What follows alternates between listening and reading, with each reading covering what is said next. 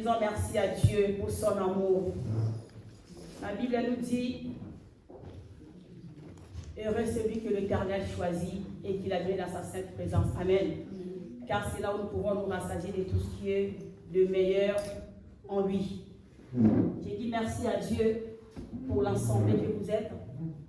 Je viens dire merci à Dieu pour les hommes de Dieu qui sont passés en ce lieu, notamment le pasteur Magloire et l'évangéliste Natacha. Et merci encore au Seigneur parce qu'il me permet encore cet après-midi de prendre parole devant vous, vous qui êtes si précieux à ses yeux, car comme la Bible nous dit, ce n'est pas par de l'or ni de l'argent que Dieu nous a rachetés, mais c'est au prix de la vie de Jésus parce que vous êtes précieux à ses yeux.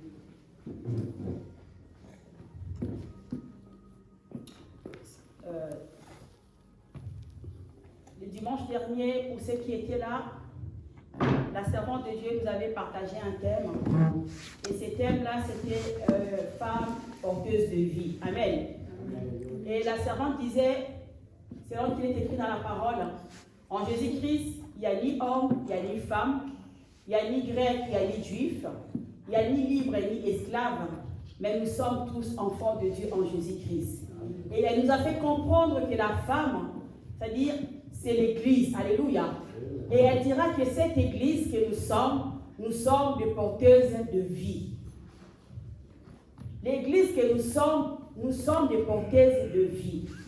Et aujourd'hui, moi, je viens avec un thème en disant, retiens fermement ce que tu as. Alléluia. Retiens fermement ce que tu as. Retiens la vie que tu as en toi, à savoir Jésus-Christ de Nazareth. Comme nous disons retenir, nous voulons tout simplement dire que nous devons garder ce que nous avons. Nous ne devons pas perdre la vie que nous avons en nous, à savoir Jésus-Christ de Nazareth. C'est-à-dire nous devons veiller à ne pas perdre ce que nous avons. Alléluia. Nous allons prendre nos Bibles dans le livre de 1 Pierre 5.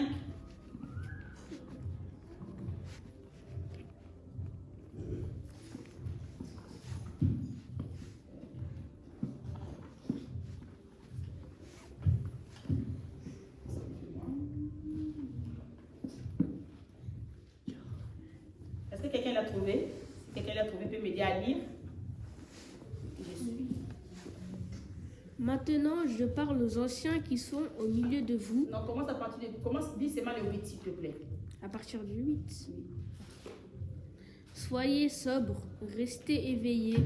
Votre ennemi, l'esprit du mal, est comme le lion qui rugit. Il va partout et cherche quelqu'un à dévorer. Résistez-lui. Amen. Amen. Est-ce que tu peux encore répéter, s'il te plaît? Je répète. 1 Pierre 5, 8. Soyez sobres, restez éveillés. Votre ennemi, l'esprit du mal, est comme le lion qui rugit. Il va partout et cherche quelqu'un à dévorer. Amen. Amen. On nous avait dit que nous sommes des porteuses de vie. Et là, aujourd'hui, je viens avec le thème, retiens fermement ce que tu as. Retiens la vie que tu as. Retiens Jésus-Christ de Nazareth. Parce que, comme nous le savons, toute personne qui a Jésus-Christ en lui, c'est lui qui a la vie. Alléluia. Celui qui n'a pas Jésus-Christ, il n'a pas la vie. Et là, aujourd'hui, dans le livre de 1 Pierre 5, l'apôtre Paul va dire, soyez sobres et veillez. Pourquoi nous devons veiller? Il dit parce que votre ennemi, le diable, il rôde comme un lion rugissant. Comme un lion rugissant, pourquoi? Parce qu'il cherche quelqu'un qu'il va dévorer. Alléluia. Le lion ne vient pas, c'est-à-dire, le diable ne vient pas comme un ami. On dit, il vient comme un adversaire. Il vient comme ton ennemi. Et ce n'est pas avec de douceur qu'il vient. Il vient animé d'une grande colère. Il cherche quelqu'un qu'il va dévorer. Il cherche quelqu'un qui est qu'il va détruire. Il cherche quelqu'un qu'il va tuer. Et pourquoi il est animé de cette colère? Parce qu'il sait que lui, sa place est en enfer. et que toi qui as Jésus-Christ, tu as la vie. Il ne veut pas aller en enfer tout seul. Il lui faut de la compagnie. Voilà pourquoi le diable s'est élevé, bien-aimé dans le Seigneur. Mais aujourd'hui, Dieu vient nous dire, maintenant c'est à toi et à moi de veiller à garder ce que nous avons, qui est Jésus-Christ de Nazareth. Comment est-ce que le diable vient voler Jésus? Comment est-ce que le diable va venir voler la vie qui est en nous? C'est en enlevant la vérité. Le diable vient avec le mensonge. Il vient pour tromper. Il vient pour mentir. Comme on nous l'avait rappelé le dimanche dernier, c'est comme ça qu'il va aller voir un pour lui dire, est-ce que tu crois réellement que? Est-ce que Dieu a-t-il réellement dit que vous n'avez pas le droit de manger les fruits des états? Quelqu'un qui veille, c'est quelqu'un en fait qui est vigilant. Alléluia. Quelqu'un qui veille, c'est quelqu'un qui ne dort pas.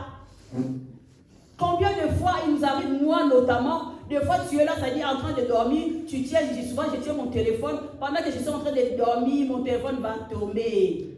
Et là, ça dit, une fois que le téléphone tombe, c'est là que tu te dis, ah, ça dit, j'étais en train de dormir. C'est comme ça. On dit, ça dit, fais en sorte de ne pas dormir. Parce que si tu dors, c'est comme ça qu'en fait, tu vas perdre la vie que tu as. C'est comme ça que tu vas perdre la vie que tu as. Nous devons être lucides. Nous devons être conscients pour ne pas dormir. Parce que ce que le diable veut, c'est voler la vie que nous portons. C'est voler Jésus. Mais comment est-ce que le diable vient? Comment est-ce que le diable va faire pour voler la vie que tu as? Comme on l'avait dit, c'est par le mensonge. Il veut nous écarter de la vérité qui est Jésus-Christ. Alléluia. Il veut nous séparer de la vérité qui est Jésus. La parole va nous dire que c'est en Jésus-Christ que nous connaissons, c'est-à-dire que nous connaissons le véritable Dieu. Une fois que tu te sépares de Jésus, tu n'es plus dans le véritable. Quand tu te sépares de la parole de Dieu qui est la vérité, c'est là où tu te sépares de Dieu. Combien de fois nous voyons les gens prier? Combien de fois nous voyons les gens gêner? Combien de fois nous voyons les gens faire des offrandes, amener la dîme? Mais quand tu regardes dans leur vie, la parole n'est pas. Alléluia. Ils sont déjà écartés de la parole. Le diable est venu, c'est-à-dire voler la parole. Il a seulement laissé l'apparence. Ils sont dans l'apparence. La parole de Dieu n'est plus en eux. C'est comme ça qu'on va nous dire dans le livre de 2 Timothée 3 que dans le dernier jour, il y aura des moments très difficiles. Très difficiles, pourquoi? Hormis le fait qu'il y aura, c'est-à-dire de l'orgueil, les gens vont devenir orgueilleux. Hormis le fait que non, les gens vont devenir vantards. Hormis le fait que non, les gens, c'est-à-dire vont aimer le monde plus que Dieu. Mais néanmoins, ils vont garder l'apparence de la piété. Alléluia. Ils garderont l'apparence de la piété. Mais ils vont renier ce qui fait la foi de cette piété-là. Ils vont renier la parole de Dieu. Ils ne seront plus conformes à la parole de Dieu. Ils ne vont plus appliquer la parole de Dieu dans leur cœur, dans leur vie. Mais ils gardent l'apparence. Ils vont aller prier, ils vont gêner, ils vont donner des offrandes, ils vont même faire des dons. Tu dis, ah non, lui franchement, ah non, lui c'est un partenaire de l'église. Mais en réalité, il n'a plus la vie. Il n'a plus la vie parce qu'il n'est plus dans la parole, parce qu'il n'a plus l'obéissance de Dieu. Alléluia. Bien-aimé dans le Seigneur, pour pouvoir, c'est-à-dire garder ce que tu as, nous devons nous assurer que nous sommes dans la parole. Alléluia. Mais maintenant, comment est-ce que tu peux être dans la parole si tu n'es pas, c'est-à-dire si tu n'as pas cette parole-là en toi? Comment est-ce que tu peux être dans la parole si tu ne connais pas cette parole? C'est là où ça dit, aujourd'hui nous allons voir que le diable va peut-être laisser quelqu'un aller à l'église. Mais ce qui va te priver, c'est le temps d'intimité avec la parole de Dieu. Il va t'empêcher de prendre le temps à méditer la parole. Il va t'empêcher de prendre le temps d'étudier la parole. Il va t'empêcher de prendre le temps d'obéir à cette parole. Mais il te laisse tout faire. Bien-aimé, toi qui es porteuse de vie, Toi qui as Jésus-Christ en toi, garde Jésus au travers de sa parole. Alléluia. Parce que la Bible nous dit qu'au commencement était la parole. La parole était avec Dieu et la parole était Dieu. Toutes les choses ont été créées par la parole. Et rien de ce qui n'existe sans parole. Rien de ce qui n'existe sans parole. Rien de ce qui n'existe sans parole. Ça veut dire, là où il n'y a pas la parole, il n'y a rien, c'est vide. Si la parole n'est pas là, ça veut dire en réalité, il n'y a rien. Et on nous dit la parole. C'est-à-dire, cette parole, elle était venue habiter parmi les hommes. Et elle avait pris la forme. Il est devenu un homme, cette parole. Alléluia. Nous devons prendre le temps, c'est-à-dire de nous asseoir dans la parole. Méditer la parole pour que cette parole-là devienne vie en nous, devienne chair en nous. Alléluia. Nous devons, au fait, veiller à ce que la parole de Dieu devienne chair en nous. C'est en prenant le temps dans la méditation. C'est en prenant le temps, c'est-à-dire de t'asseoir, de réfléchir sur ce que dit la parole de Dieu. Pour toi, c'est-à-dire pour ta vie, pour ta maison, même pour ta santé, pour tout. Il faut que tu te regardes. Est-ce que, c'est-à-dire la vie que j'ai, est-ce que cela conforme à la parole? Quand le diable vient dans notre vie, c'est-à-dire que ce soit, il peut venir par la maladie, il peut venir par la pauvreté, il peut venir par tout ce qu'il fait, mais en réalité, ce qu'il cherche, c'est enlever la foi. Alléluia. C'est enlever la foi. Même si, oh non, on t'a dit, l'autre, ça fait 10 ans qu'il est malade. Parce que tout ce qu'il veut, c'est s'aimer le doute. Tout ce qu'il veut, en fait, c'est s'aimer l'incrédulité en toi. T'es séparé de la foi. Or, la foi vient de la parole. Si tu n'as pas la parole de Dieu, tu ne peux pas avoir la foi. Alléluia. Maintenant, comment avoir la parole? C'est-à-dire, si toi, tu ne passes pas du temps avec la parole. Comment est-ce que tu vas avoir la, tu vas avoir la foi si toi, ça dit, la Bible, ça dit, tu ne prends pas le temps de l'ouvrir, tu ne prends pas le temps, ça dit, de l'étudier, tu ne prends pas le temps, ça dit, de passer du temps avec la parole de Dieu. C'est urgent, bien aimé dans le Seigneur. Je ne sais pas où tu en es. Cet après-midi, Dieu veut simplement dire à quelqu'un, réveille-toi, alléluia. Parce que souvent tu vas dire, oui, moi je prie, oui, tu pries. Mais quand tu pries sur quelle base? Alléluia. C'est la parole de Dieu qui doit être le soubassement même de ta prière. Parce que quand tu pries sans parole, c'est des discours que tu fais. Dieu, ce qu'il honore, c'est sa parole. Il va dire à Jérémie, Jérémie, moi je suis vigilant. Dieu lui-même, il va dire, Jérémie, moi je suis vigilant. Je veille sur ma parole. Je veux que ma parole puisse s'accomplir. Voilà pourquoi ça dit, je ne dors pas. Quand Dieu te donne une parole, ça dit, il veille à cette parole-là. Il veille à cette parole. Jusqu'à ce que cette parole va s'accomplir dans ta vie. Si Dieu lui-même, il veille. Si Dieu lui-même, il fait en sorte que là, sa parole ne tombe pas. À combien, ça dit forte raison, nous devons faire en sorte de garder la parole de Dieu. Alléluia. Prenons conscience. Combien de temps nous passons? Nous pouvons rester des heures et des heures à regarder la télé. Nous pouvons rester des heures et des heures à regarder, ça dit toutes sortes d'émissions. Mais quand il s'agit de lire la parole de Dieu, on devient somnolent. La parole de Dieu, c'est ça en fait la base. C'est-à-dire de toute richesse. C'est la base de toute richesse. Alléluia. Rien n'a été fait sans la parole. Je ne sais pas ce que tu cherches dans ta vie. Je ne sais pas ce à quoi tu aspires. Mais tout ce que tu cherches, il y a une parole qui correspond à ce que toi tu veux. Alléluia. Il y a une parole qui correspond à tout ce que toi tu veux. Lèvons-nous, bien-aimés dans le Seigneur. Tu pries, tu fais bien. Mais lève-toi encore dans cette discipline de méditer la parole de Dieu.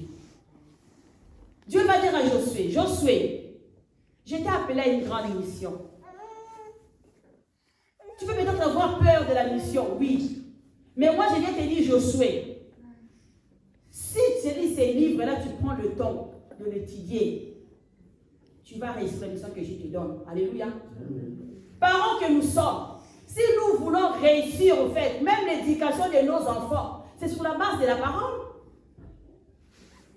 Tu es dans un mariage, tu viens réussir ton mariage, c'est sur la base de la parole. Tu es même dans ton travail, tout ce que nous faisons. Tu peux être dans une situation compliquée, mais si tu connais la parole, c'est comme ça que quand tu vas venir devant Dieu, tu vas dire, Père, tu as dit, dans ta parole, regarde ça, regarde ça. Tu lui montres sa parole, et Dieu étant fidèle à sa parole, il va l'accomplir. Pourquoi les gens prient et que les vies ne changent pas? Parce qu'ils prient, mais n'ont pas la parole en eux.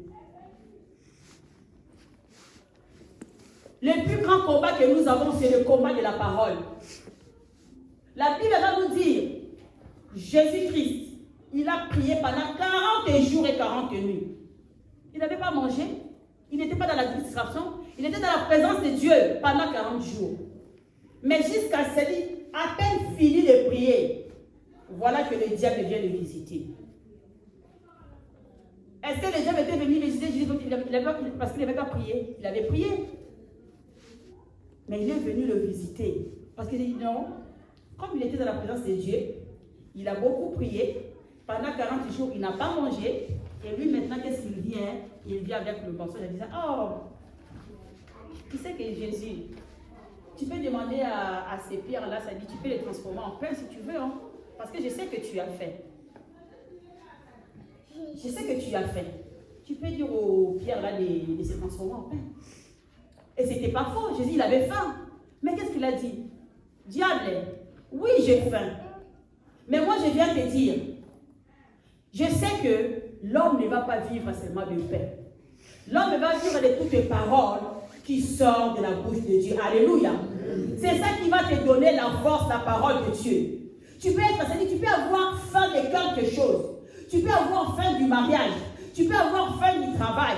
Tu peux avoir peut-être faim, je ne sais pas de quoi. Mais ce ne sont pas en fait, c'est-à-dire le matériel qui va te donner ça. Mais c'est la parole que Dieu, c'est-à-dire, a libérée. C'est la parole que Dieu a dite. C'est ça qui va te permettre d'avoir ce que tu cherches. Là, il dira, oh non, Jésus, bon, c'est pas grave. Mais Jésus, tu sais, bon, je ne vais pas transformer tout ça. Et tu sais que si tu te prosternes devant moi, je vais te donner tout ça. En plus, quand il venait, le diable, il venait avec la parole. Alléluia. Il venait avec la parole. Mais qu'est-ce que Jésus-Christ a répondu? Il est aussi écrit. Il y a beaucoup de sectes aujourd'hui qui sortent à partir de la parole. Alléluia. Ils vont venir avec la parole. Noah, cherche-moi dans les livres des 2 Pierre. Beaucoup de sortes naissent de la parole de Dieu. Ils vont prendre un verset. Et à partir de ces versets-là, ils vont faire une secte. Maintenant, si toi, tu ne connais pas la parole, ils vont te dire que non, la Bible dit. Mais ça dit ça, sauf que non, ils vont l'interpréter selon eux, au fait. Tu peux nous lire 2 Pierre 2, 1 à 3. Autrefois, il y a eu des faux prophètes dans le peuple. Parmi vous, il y aura aussi des faux maîtres. Ils donneront habilement des enseignements trompeurs et ils iront jusqu'à rejeter le maître qui les a sauvés. Ainsi, ils vont attirer rapidement sur eux le malheur qui les détruira. Beaucoup de gens les suivront en se conduisant n'importe comment. À cause d'eux, on se moquera du chemin de la vérité. Alléluia. On nous dit qu'autrefois en Israël, il y avait des faux prophètes. Mais maintenant, il va aussi avoir des faux enseignants. Il va avoir des faux enseignants. Qu'est-ce qu'ils vont enseigner?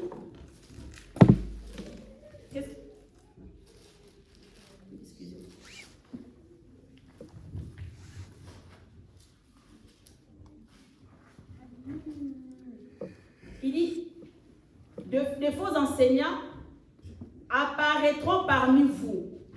Ils introduiront des doctrines fausses et désastreuses et rejetteront le maître qui les a sauvés. Alléluia. Ils attireront ainsi sur eux une ruine soudaine. On dit, beaucoup les suivront dans leur vie immorale et à cause d'eux, on fera insulte au chemin de la vérité. Parce qu'il y a des sectes qui sortent. Des fois, quand tu regardes la série, tu regardes à la télé, tu dis, mais qu'est-ce qui se passe? Pourquoi? Les gens les suivent parce qu'ils ne connaissent pas la parole qui est la vérité. Ils ne passent pas du temps avec la parole. La Bible va nous dire dans le livre des Actes 17, il y avait un peuple, on les appelle, ça dit, ils étaient de la ville des Bérés. Ces hommes-là, ça dit, Paul est venu les prêcher. Paul est venu les prêcher, mais qu'est-ce qu'il faisait? Il prenait les Écritures, il vérifiait pour voir si ce que Paul disait était vrai. Alléluia. Il vérifiait. Il ne disait pas oui et amen à tout. Il ne disait pas oui et amen à tout. Aujourd'hui, chaque personne vient avec sa révélation. C'est comme ça que tu vas voir à l'église. Il y a des pasteurs hommes qui prêchent en talons, mesdames. Oh, parce que Dieu m'a donné des révélations. Et s'il veut, il pourra aussi l'appuyer avec la Bible. Cherchons à nous familiariser avec la parole. Voilà pourquoi j'avais donné un défi en disant cette année, Adam, prends le temps de lire la Bible. Alléluia. Pour qu'on ne vienne pas te raconter n'importe quoi. Ta vie dépend de cette parole. Nul ne peut te conseiller mieux que la parole. Alléluia. Nul ne peut te conseiller mieux que la parole. Plus tu vas passer du temps, c'est-à-dire avec la parole, plus ton amour pour Dieu va grandir. David va dire, j'ai demandé à Dieu une chose, mais cette chose-là, je la veux de tout mon cœur. C'était de rester dans la présence de Dieu. Mais c'était pourquoi faire? Il dit, je vais rester dans la présence de Dieu, afin de contempler sa magnificence. Enfin, c'est-à-dire de réfléchir, de voir. C'est-à-dire, je suis là, c'est-à-dire, j'examine Dieu. Je vais étudier Dieu. Je vais comprendre Dieu. Dieu se cache dans sa parole. Alléluia. Dieu se cache dans sa parole. Toi qui veux développer ta relation avec Dieu, au-delà des prières, prends le temps de t'asseoir dans la parole. Parce que c'est dans la parole que tu vas trouver les instructions. C'est dans la parole que tu vas trouver les directions. C'est dans la parole que tu vas trouver au fait la volonté de Dieu. C'est dans la parole. Alléluia. C'est dans la parole, bien aimé dans le Seigneur. Je ne dis pas que non, ça dit prier c'est bien. Mais quand nous prions, nous devons en fait avoir la parole comme soubassement. Alléluia. Parce que souvent, des fois, des gens vont prier. Tu vas prier 1 mois, 2 mois, 3 mois, 4 mois, 5 mois. À la fin, tu te saisis, tu te fatigues, tu dis, oh, j'ai prié, je ne vois rien. Est-ce que ce que tu as prié, c'était conforme à la parole de Dieu? Est-ce que quand tu as prié, est-ce que tu as prié selon la parole de Dieu? Parce que si tu ne pries pas selon la parole de Dieu, ta prière ne sera pas exaucée. La Bible dit que nous pouvons avoir une ferme assurance. Quand nous savons que ce que nous demandons est conforme à la parole de Dieu. Alléluia. Si tu demandes quelque chose qui est conforme à la parole de Dieu, Dieu étant, c'est-à-dire fidèle, Dieu c'est-à-dire étant derrière sa parole, il va accomplir Il va te donner ce que ton cœur désire parce que c'est que non, ce qu'il me demande, c'est sous dans ma parole. Alléluia. Combien de fois nous cherchons Dieu? Dieu, il te répond. Il te donne une parole. Mais comme tu ne connais pas cette parole-là, toi, tu penses que non, Dieu ne m'a pas encore répondu. Toi, tu penses que Dieu ne m'a pas encore répondu. La Bible va nous dire, dans leur détresse, ils ont crié à l'Éternel. Alléluia. Ils étaient dans la détresse. Ils ont crié à Dieu. Et qu'est-ce que Dieu avait fait? Il leur avait envoyé sa parole. Et les avait guéris. Tu peux être dans un besoin. C'est quand tu pries, Dieu te donne un verset. Et ces versets-là, en fait, c'est la réponse à ta prière. Une fois, c'était en 2000, je me souviens peut-être 15, 16 comme ça. J'étais dans le besoin. C'est-à-dire, j'avais un problème d'argent. J'étais là en train de m'inquiéter, je me disais, ah Seigneur, franchement, ces problèmes-là, je ne m'attendais pas à ça, comment ça se fait que... Et pendant que je marchais, là, ça dit, je reçois une parole. C'était ça la réponse que Dieu m'avait donnée. Parce que je connaissais cette parole.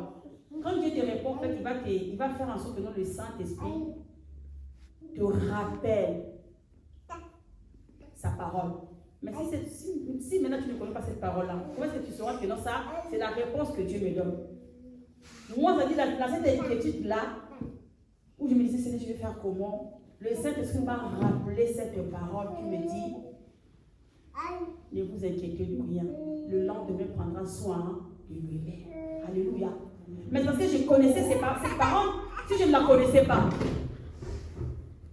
comment est-ce que j'allais savoir que non, ça c'est Dieu qui me répond? Bien aimé dans les Seigneurs, la parole de Dieu, c'est la source de bonheur.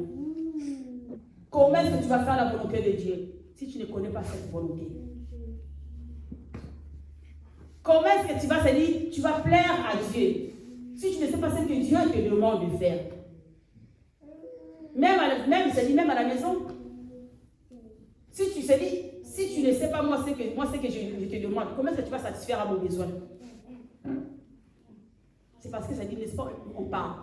Ah, tu sais ça, papa et maman, tu pourras faire ça. Si je ne lui parle pas, il ne saura pas ce que moi je veux qu'il fasse. Alléluia. Si moi je ne parle pas, soit il faut qu'il me dise, alors tu veux que je fasse quoi?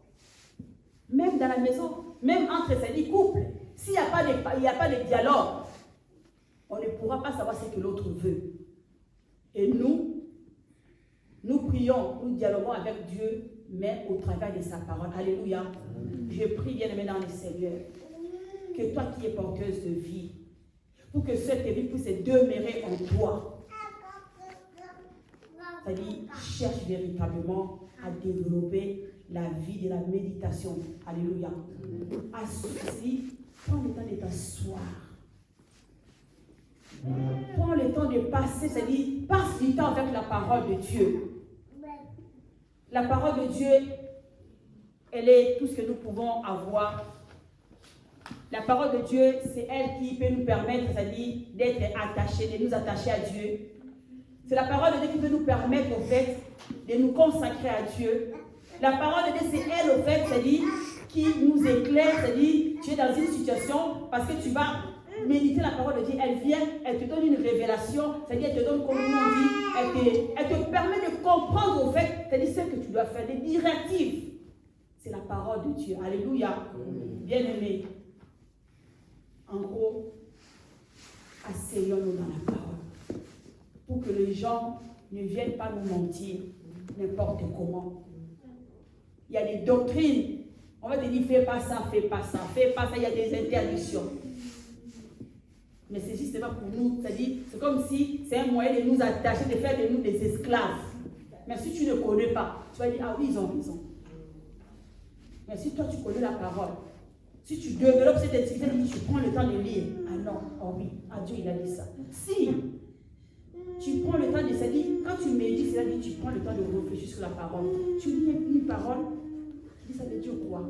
Tu étudies, c'est-à-dire tu l'examines, c'est-à-dire tu le rumines en toi. C'est-à-dire tu l'avais déjà lu, c'est-à-dire elle revient, c'est comme ça qu'elle va prendre place en toi. De sorte que donc, quand l'ennemi va venir, pour vouloir te tromper, pour vouloir te mentir, là tu seras en mesure de dire, il est écrit. Alléluia. Si jamais il vient avec, il est écrit, toi tu pourras être en mesure de lui dire, il est aussi écrit. C'est la parole.